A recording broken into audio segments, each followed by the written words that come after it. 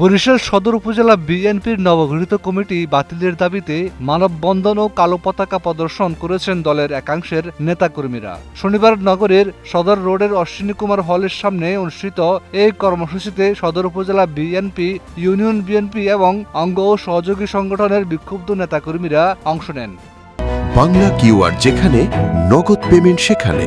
সারা দেশে 10 লাখেরও বেশি মার্চেন্টে নগদে পেমেন্ট করুন খুব সহজে।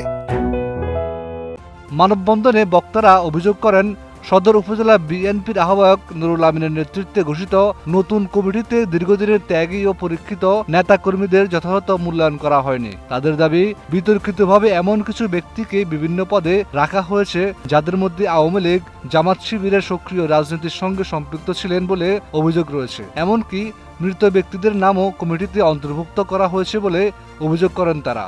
এসব বিষয় দলের আদর্শ ও গঠনতন্ত্রের পরিপন্থী বলেও উল্লেখ করেন তারা।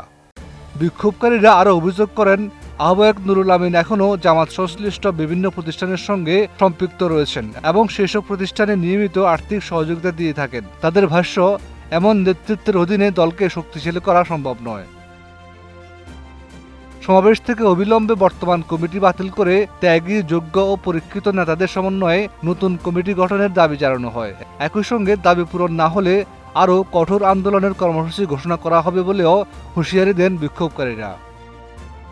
অন্যদিকে এসব অভিযোগের বিষয়ে সদর উপজেলা বিএনপির আহ্বায়ক নুরুল আমিনের বক্তব্য জানতে একাধিকবার যোগাযোগের চেষ্টা করা হলেও তার কোনো প্রতিক্রিয়া পাওয়া যায়নি। ফলে অভিযোগগুলোর বিষয়ে তার অবস্থান এখনও জানা সম্ভব হয়নি। Desk report, 21 television.